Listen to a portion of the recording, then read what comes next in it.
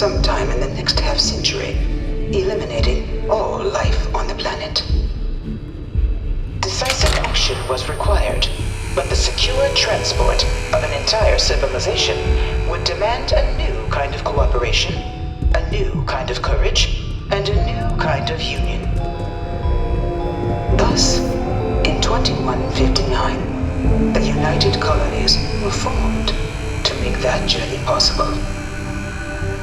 Just 1 year later, the Galileo, the first of many colony ships, touched down here on Jemison, beginning a new era of human history, the age of the United Colonies. The effort and planning it must have taken to evacuate literally the entire planet. Can you imagine? The logistics alone must have been mind-boggling. From their foundation, the United Colonies strove to provide all their citizens with opportunity, security, and peace. But there were those among the UC that still wanted something more: independence. So in 2161, the UC issued the Centaurus Proclamation, granting UC citizens the right to settle distant worlds and form their own sovereign powers.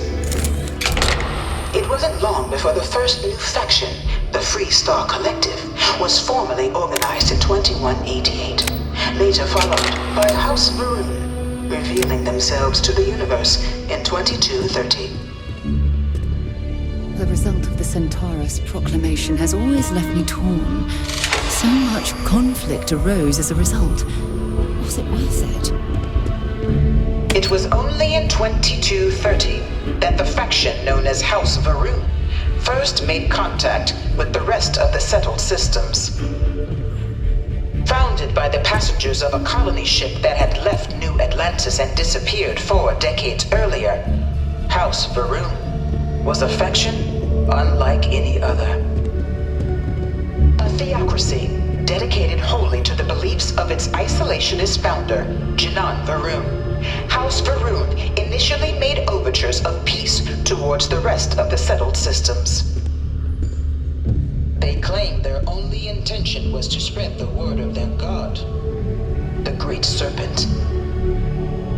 But none could have guessed that this worship might take the form of a bloody war, the Serpent's Crusade.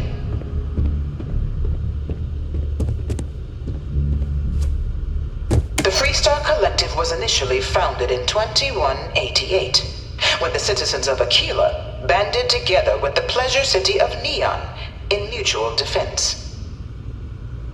But in 2194, after the deployment of a UC medical star station in orbit around their world, the citizens of Narion also requested to join the collective. The resulting rise in tensions between the Freestar Collective and UC culminated in the settled system's first intergalactic conflict, the Narion War. Despite a decisive victory by the UC, the colonies permitted the citizens of Narion to join the collective, forming the basis for the fiercely independent union that persists to this day.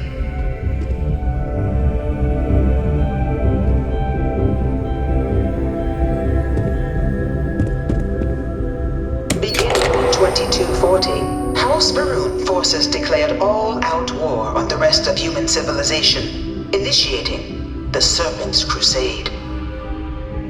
Over the next 23 years, thousands of Freestar, UC, and independent souls were killed by agents of House Varun in the name of their serpent god.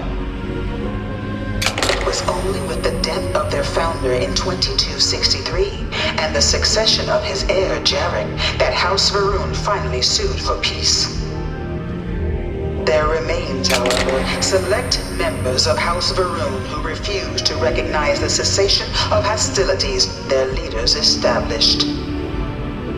Even after House Varun's mysterious disappearance, these zealots remain a threat to all who encounter them. Their pacification, a goal of all space.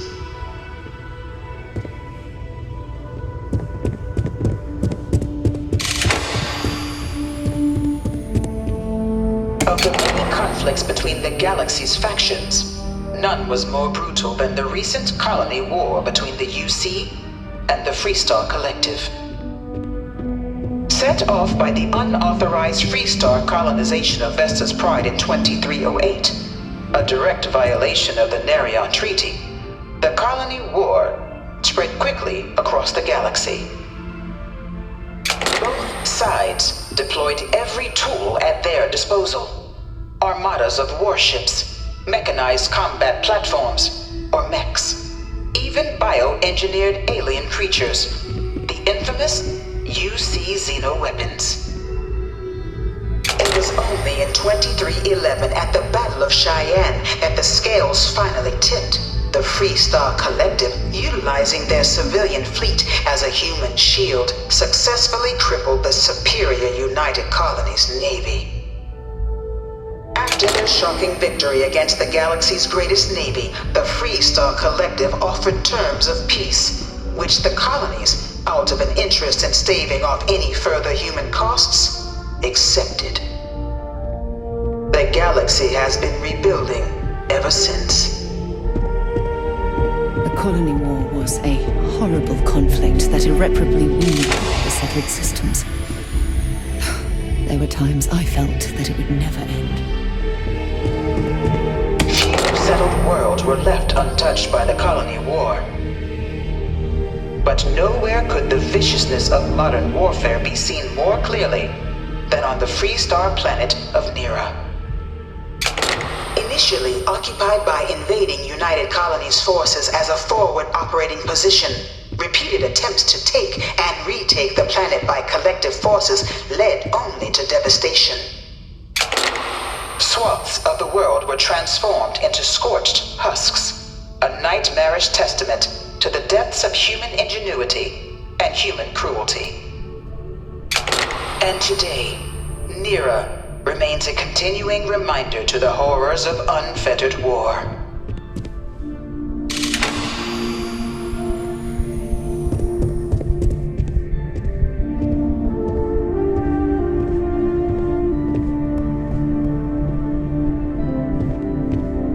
I bring her here almost every day to stare at this thing. Dad wanted me to apply for the administration track at school, but I'm going to be a xenobiologist. It's science division or nothing. In the midst of the colony war, a different kind of tragedy struck the UC city of Londinian. A newly constructed but critical supply center for the United Colonies war effort, Londinian found itself overrun by one of the galaxy's most mysterious predators, the Terramorph. A rare but pervasive threat to all human-settled worlds, Terramorphs swept over the city, seemingly out of nowhere, on a scale never before seen in recorded history. Valiant efforts by the UC military slowed the onslaught, but the creatures proved unstoppable. Ultimately, the decision was made to destroy the Londinian spaceport, sealing off the city, the outbreak, and its citizenry from the galaxy at large. The tragedy of Londinian is mourned by the UC to this day.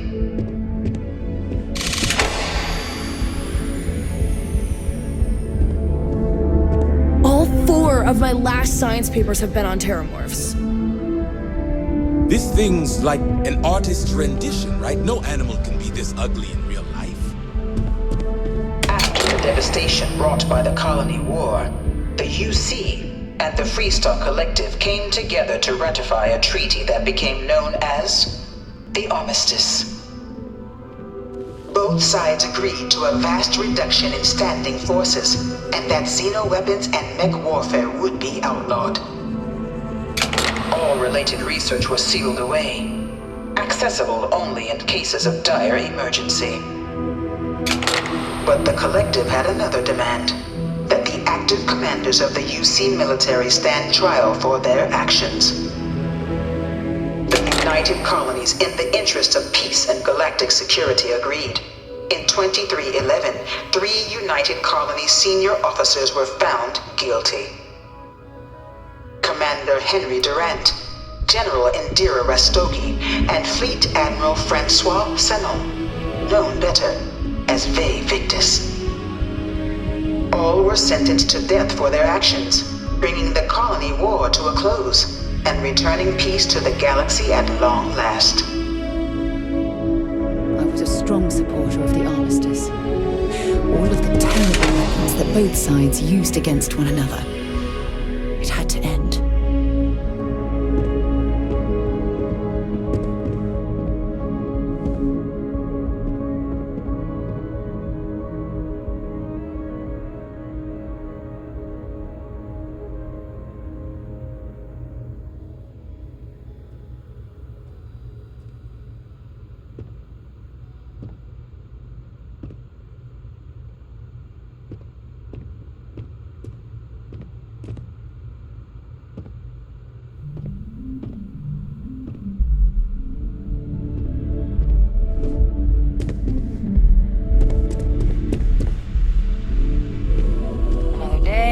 Shift. It was into this new world that the Vanguard was born.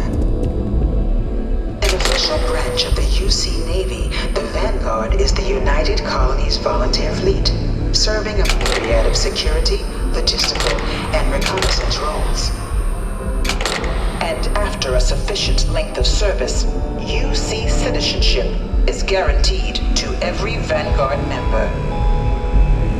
Open to all captains, regardless of origin, the Vanguard is leading the charge to protect and support the citizens of the United Colonies, wherever in the galaxy they may be.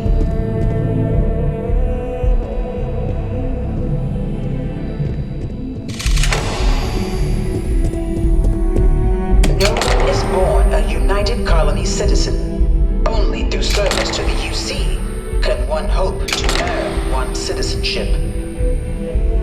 But the UC prides itself on taking care of its people. Cost of living controls mean citizens pay less than their foreign counterparts for needs big and small. All citizens are issued a grant upon joining to get themselves on their feet. And only UC citizens have the opportunity to purchase property, getting the chance to live in one of the most beautiful cities in the settled systems.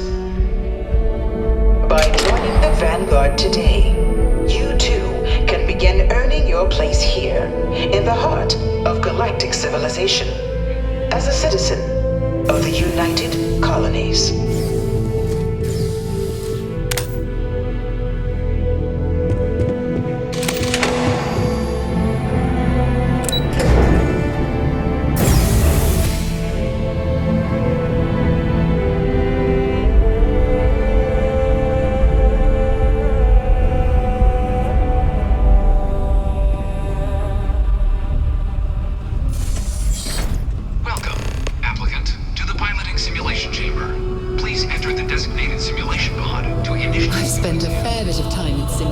Just like these. They're startlingly realistic. Have fun.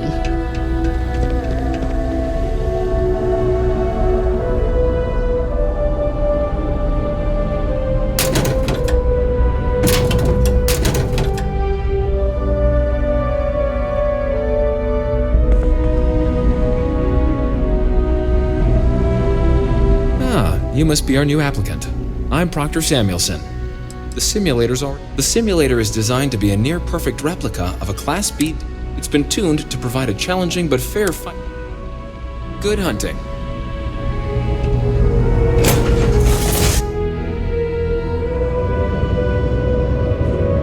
This is the Mark 18 Flight Simulation Chamber applicant, currently in orbit around a high-detail recreation of a remote world. When you're ready to begin, please take a seat in the pilot's chair.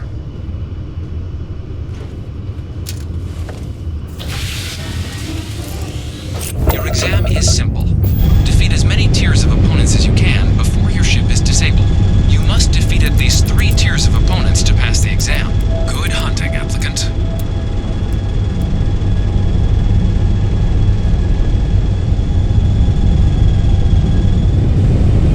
New targets active.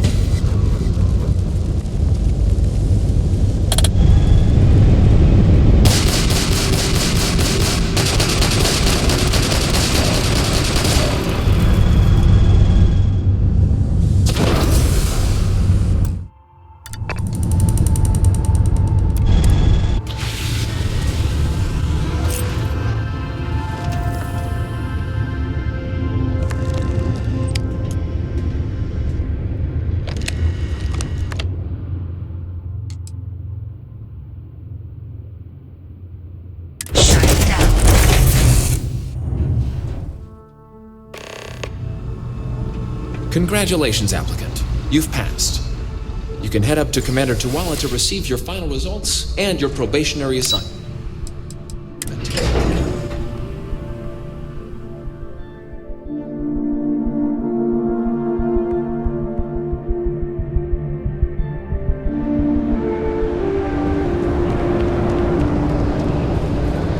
Well, look who's back.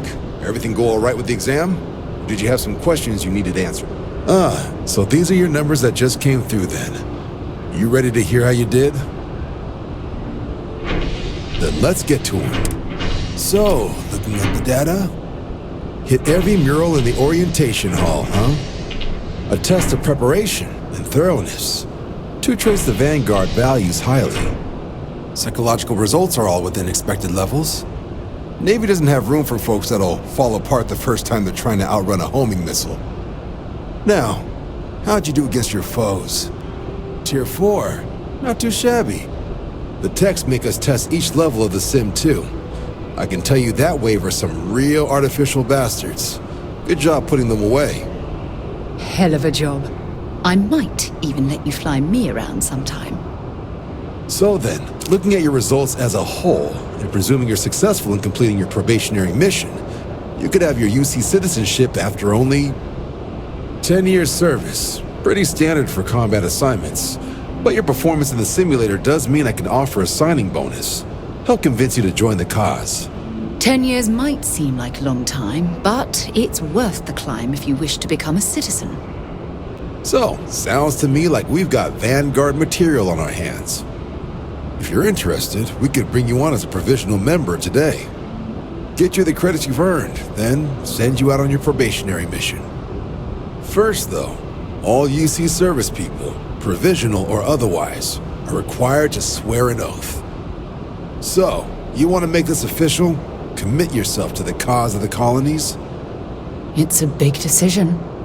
John, you're not about to have my compatriot here sign some kind of contract that sells you their grandmother 5 years down the line, are you? Officer's honor, Sarah. This is honest work for honest credits. So, you ready to do the deed? Fantastic. Then just follow me.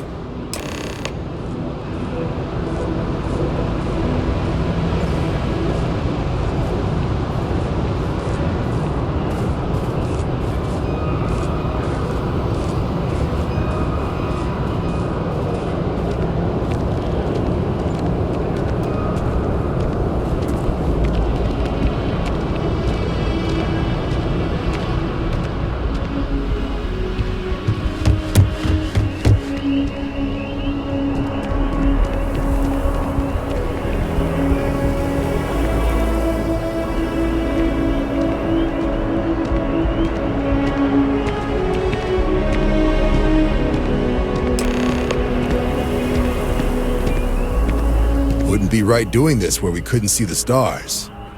Now, raise your right hand.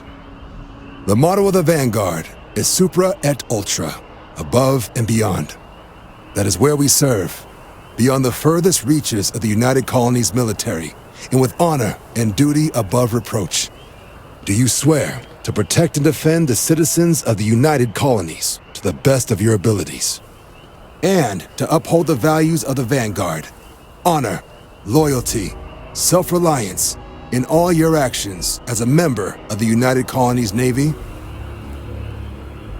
Then let me be the first to officially welcome you to the United Colonies Vanguard. Now, only thing left is getting you that probationary mission. And what I've got is comms repair. Group trying to refurb an old colony war processing plant on Tau Ceti 2. Sounds like they'd barely gotten set up when their communications died. Place is as isolated as they come, so Brass wants a Vanguard to deliver the repair suite and ensure anyone present is safe and secure. So, can the people of Tau Ceti 2 count on you? That's the spirit. Head down to the spaceport and talk to Crew Chief Harath. He'll get you the repair suite plus your new recruit kit. Oh, and your advance. Give it your all out there. Supra et Ultra.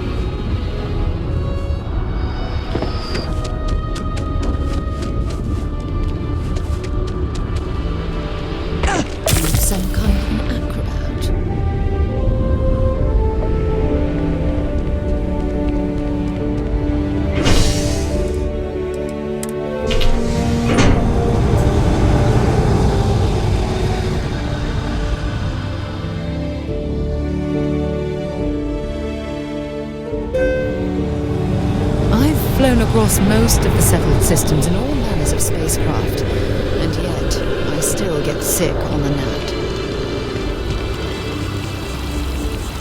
You're taking a long trip